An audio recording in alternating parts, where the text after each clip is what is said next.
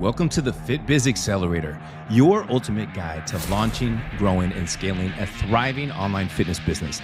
I'm your host, Tobias Young.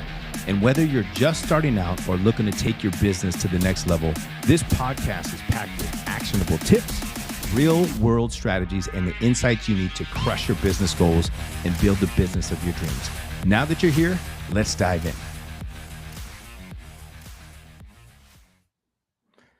What's up, everyone? Welcome back to the Fit Biz Accelerator, which is the podcast designed to help online trainers, fitness coaches, and gym owners launch, grow, and scale successful online fitness businesses.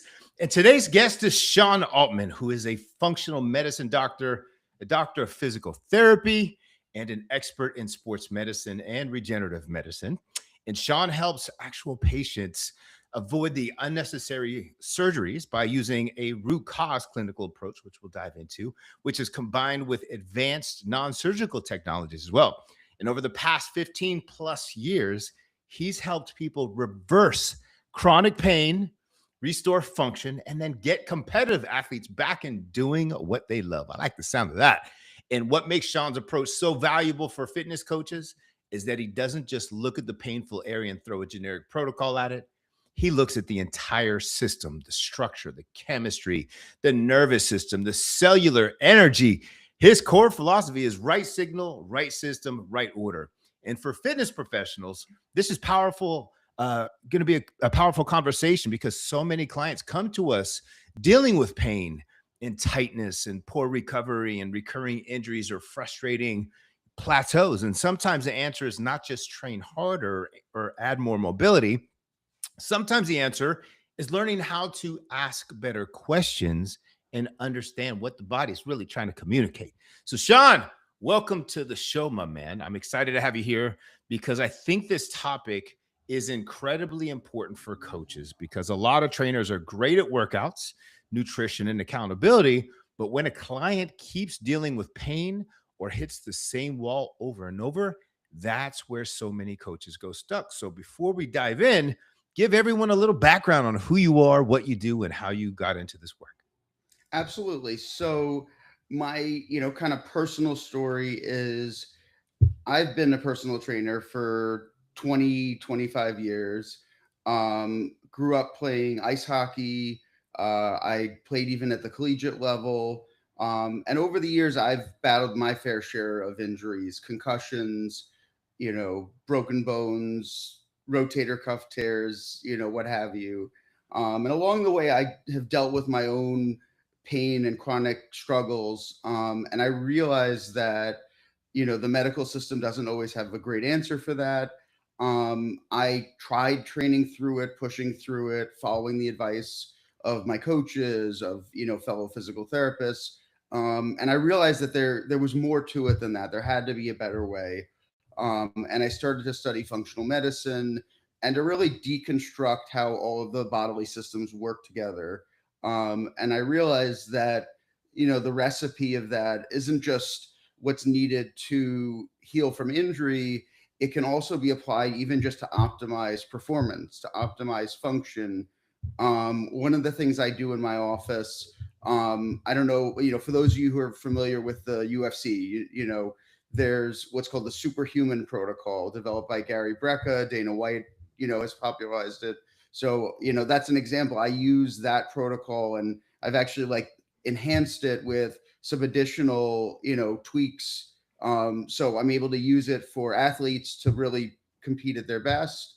But then I also use it for people who are struggling from chronic illness, chronic pain, mitochondrial dysfunction, energy deficits that are limiting their ability to get better. And that's the reality of this, is that these tools, or just this framework, can be used, for injuries, but then also be applied to healthy clients, athletes, individuals, to just get them even farther beyond that plateau that they're at now to the next level, to, semi-professional to professional, college to semi-professional, just help people level up to where they're trying to get. Nice. I love that, man. And you said that you've dealt with your own injuries and you said your concussions and chronic pain from your years in ice hockey. So how did being both an athlete and a patient change the way that you look at pain and performance and recovery altogether? it made me realize that there are different types of pain. There's soreness, there's discomfort associated with the training process, with building muscle, with achieving goals, through weight training, cardio, into interval training, etc.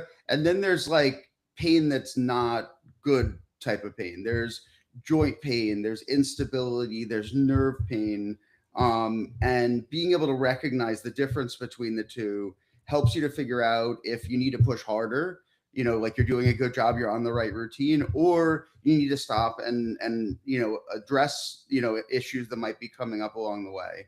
Nice. And it was tough, as a kid, and as an athlete, you're really taught to ignore any type of pain. Don't complain, push through it. The coaches aren't going to like if you're the one who's whining. So I think you realize as an athlete, and now I've realized as a provider, you need to have strong communication skills with anyone you're working with, where they feel open enough to tell you if something doesn't feel right, or it hurts, or there's something going on. And once you're in that circle of trust, now you're able to make such more profound improvements on their life, and you're able to work with them longer periods of time, because you minimize setbacks and stuff like that. Yeah, man. And one thing I liked about your message too, I keep hearing something's hitting the microphone too. I keep hearing over there, but I don't know, it's sensitive on here. But one thing I liked about your message, man, is that you said pain is not always just about the area that hurts. Because I've heard you say that in something too. Why do so many people get stuck chasing symptoms instead of finding the deeper cause? It's in today's world, especially like in medicine, it's so subspecialized that they really do zone in on the area of pain. Someone has knee pain and they do an X-ray of the knee, an MRI of the knee, they do work on the knee, but the knee isn't always the cause of the problem. Sometimes it's coming from elsewhere. Yeah. And physical therapists, functional medicine doctors, trainers, because we're looking at the whole body, we're in this unique position to pick up on the bigger picture issues. The reason why someone is having, a problem at a particular area, pain in a particular area, and if you can uncover that root cause, that makes a big difference. One of the populations that I work with a lot is golfers and baseball players. And throwing a baseball or swinging a golf club involves the whole body rotating Yeah. on an axis. So it's rotation at multiple joints. It's whole body movement. And if there's limited rotation, limited mobility in a particular area, or even instability in a particular area, it's typically not that area that displays pain. It's the next area in line, because the next area is the one that gets hit harder. So if you have limited hip rotation with your golf swing, then you will have more strain on your lower back, because the next joint up from the hip is the back. So that's a great example of something that's going to be missed like 10 times out of 10 in like traditional medicine. Someone will show up with back pain, they'll get back imaging, back MRIs, etc., back treatment, and if no one looks at their hip rotation, then that entire cascade, that entire cause is missed. Yeah. And not surprisingly, that person, once they get back out on the golf course, their back pain is going to come right back, Yeah. because you didn't treat the problem. You just treated the effect without the cause. Yeah, that's so deep, man, and so important. Like I'm dealing with some serious back pain right now too, and going in for ACL surgery coming up here in a couple of weeks. I'm like, oh man, all this stuff going on. But in your upcoming book, it's called the Altman Method, and you talk about four connected areas, which are structure, chemistry, the nervous system, and cellular energy. So, can you break down those in a simple way that fitness coaches can understand? Absolutely. So structure is at the musculoskeletal level. So that's our joints, muscles, tendons, ligaments, fascia. Just the structure of our body, and making sure there aren't any structural issues. So any injuries such as an ACL tear, a disc bulge, hamstring strain, things that are structurally wrong that are affecting the way that the body moves. Chemistry So that's the biochemistry of our body. So that's things like hormones and our, vitamin and mineral levels, and that's where things like supplements and peptides may factor in to, optimize those particular chemical requirements, because exercise, training, recovery, muscle growth, you know, advancement, all of these things require chemical substrate. It takes chemicals and energy and, cellular activity to develop additional muscle, or even to just develop more power coming from that muscle, because the muscle has to, perform at a different level chemically. It needs to be able to handle more stress, more load, and be more explosive. Nice. So those things need to be optimized as part of the process. The Good. nervous system, that's an important one. Um, there we there's this concept of like calming down the nervous system, which I think is really an oversimplification of the nervous system, because the reality is, especially as someone who is active or athletic, competing at a high level, you need a strong nervous system. You need to be able to pump your nervous system up to the highest level. What it really is about is nervous system control. So it's about, after activity, after training, is your nervous system able to de-escalate? Is it able to calm down and rest? If it's not able to like completely rest, if you're not sleeping in a deep state of sleep, if your nervous system is still upregulated, you can't recharge, you can't restore energy, you can't repair damaged tissues effectively, you can't get better from illness or infection. And then that leads to this cyclical energy deficit, tired, weakness, overtraining type of syndrome that we will see in athletes who kind of push too hard and don't allow their body to rest, or get in this pattern of not being able to de-escalate. They get like chronically stressed. And then lastly, we're talking about energy, which I just kind of touched upon a little. So there we have energetic demands. Like, we need to have a certain amount of cellular energy within our body, within our system. It needs to be accessible. So that's where things like nutrition play a role, adequate protein intake, et cetera. And then the energy needs to be accessible based on the balance of all of those systems. If our body is not sleeping well, our nervous system is dysregulated, we're not recharging, we're not getting back to like a fully charged energetic battery. Now there's less energy available in the system to train, and then you start to develop a deficit. I love using like the analogy of charging a battery, like of your cell phone. You plug your phone in, aka your body, in when you go to bed, when you go to sleep, when you rest, even taking a nap or just sitting and resting.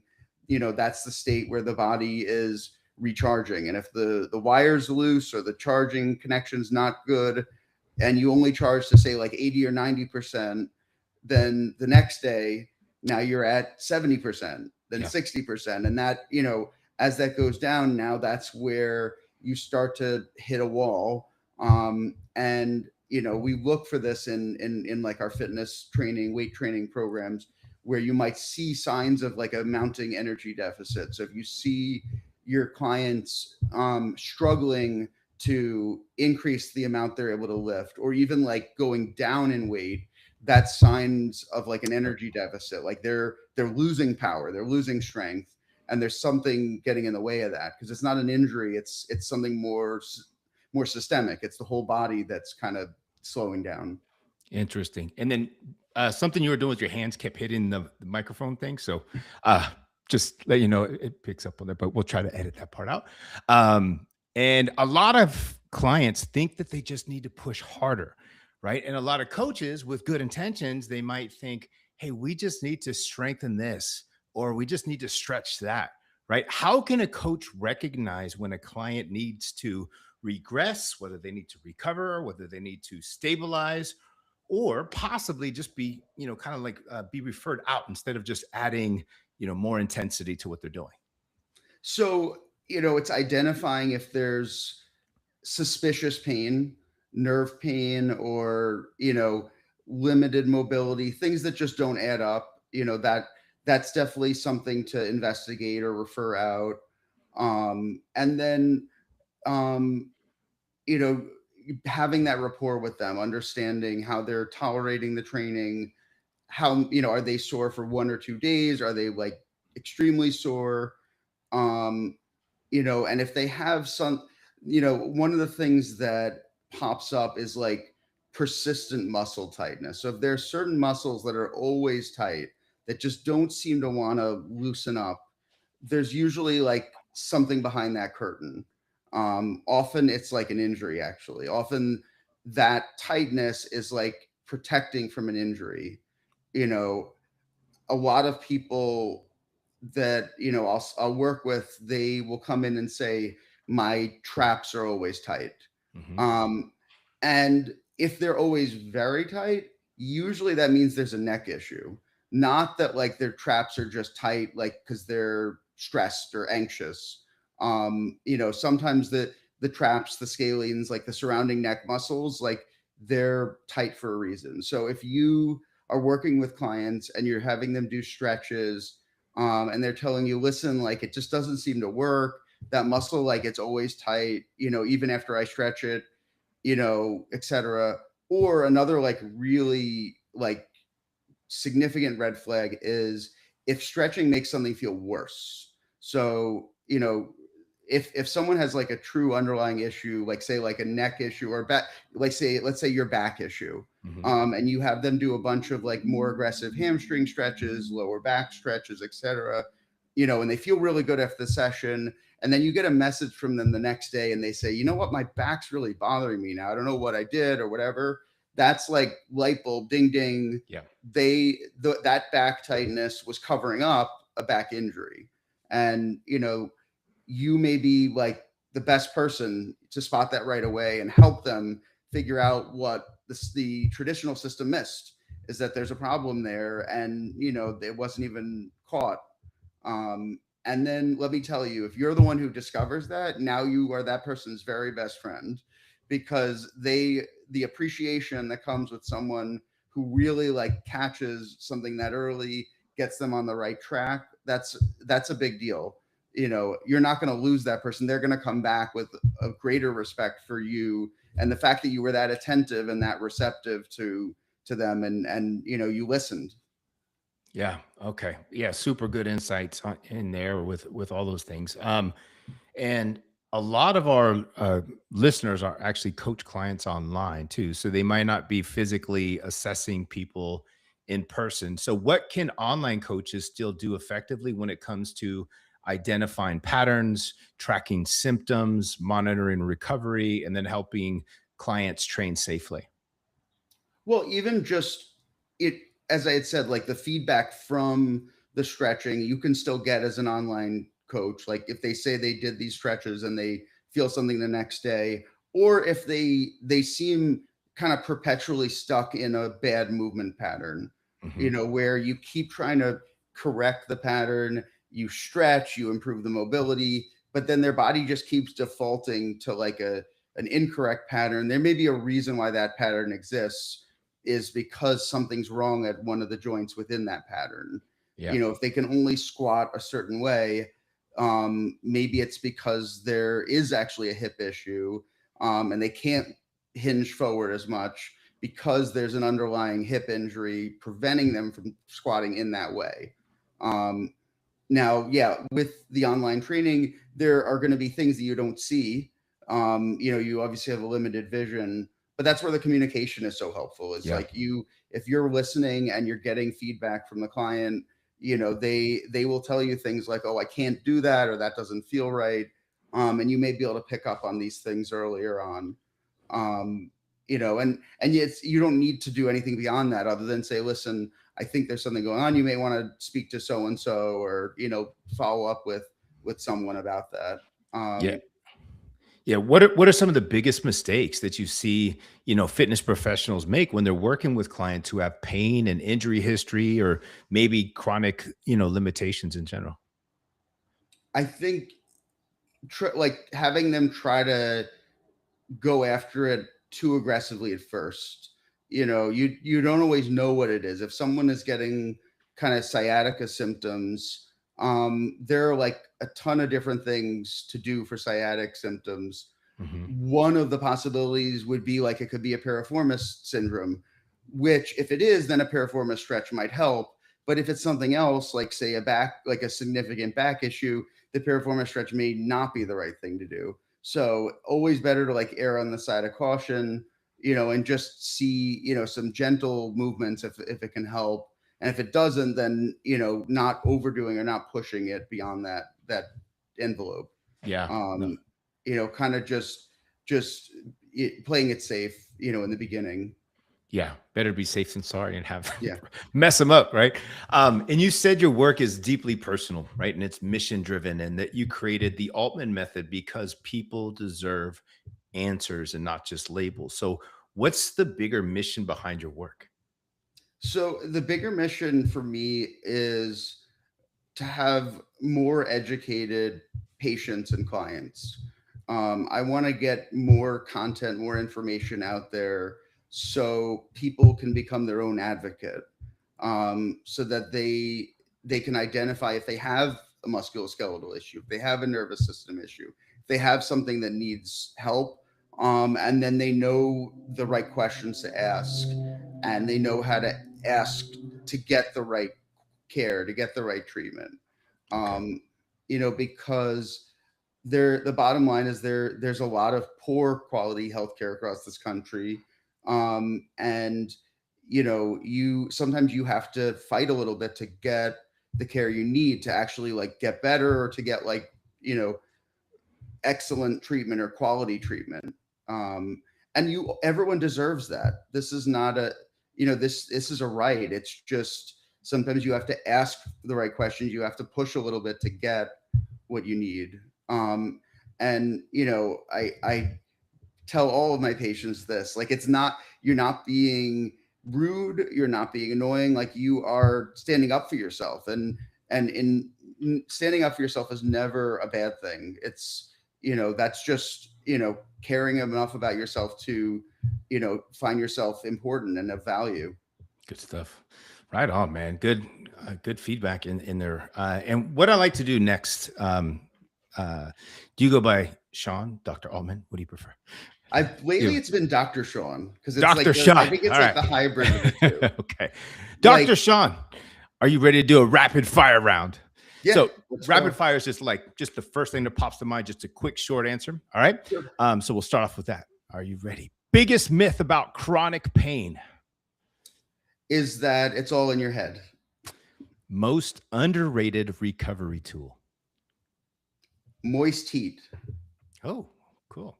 One thing every coach should understand about the nervous system. Is the importance of just being able to control it rather than turn it on or turn it off. Okay. Biggest red flag that a client should be referred out. Numbness.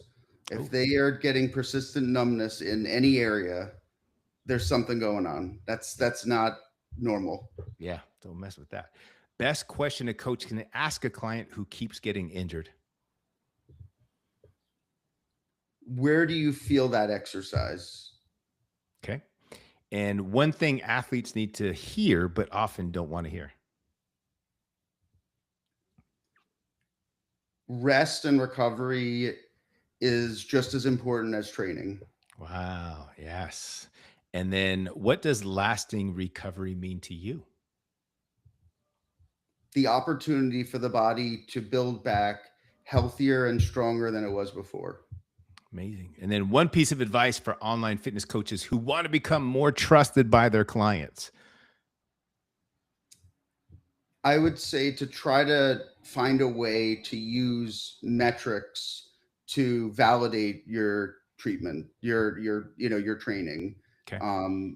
Smart watches, scans, etc. Find a way to like, demonstrate that things are changing, and that your work is working.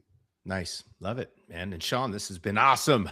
And for the coach listening who wants to better understand pain, performance, recovery, and how to help clients at a higher level, what's the main message that you want them to walk away with today?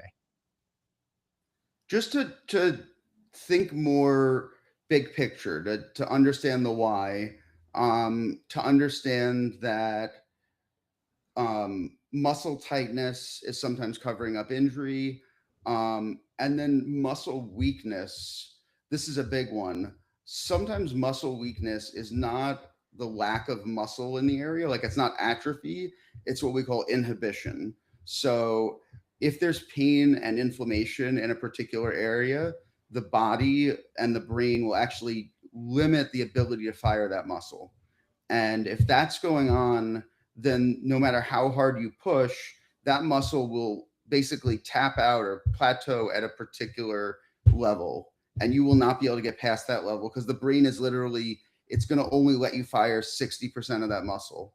So knowing if the inhibition is going on, is really important, because then you have to address that in order to get beyond a certain point. Interesting. And where can people connect with you, learn more about your work, and follow along with the Altman method?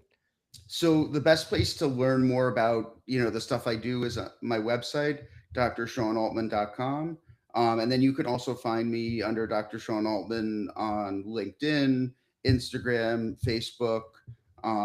Feel free to friend me, message me if you have any questions. My approach and my idea with social media is all about this information exchange, is trying to educate, empower, strengthen everyone around us so we can be more, effective at what we do. So if you have any questions, please feel free to reach out.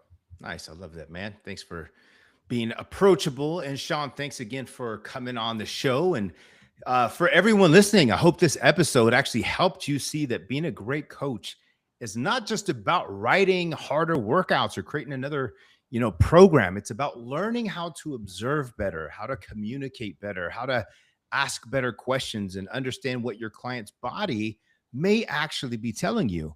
The best coaches are not just programmers, they're problem solvers. They're guides. And when you help your clients move from confusion to more clarity, then you start to create better results and better trust and a stronger business. And as always, if you got value from this episode, make sure you subscribe, leave a review, and share it with another coach who needs to hear this. I'll see you on the next episode of the Fit Biz Accelerator. Thanks for tuning in to the Fit Biz Accelerator. If you found value in today's episode, make sure to subscribe so you never miss a tip or strategy to grow your online fitness business. And if you're ready to fast track your success, don't forget to check out tntfitprocoaching.com. Until next time, stay consistent, stay focused, and keep crushing it.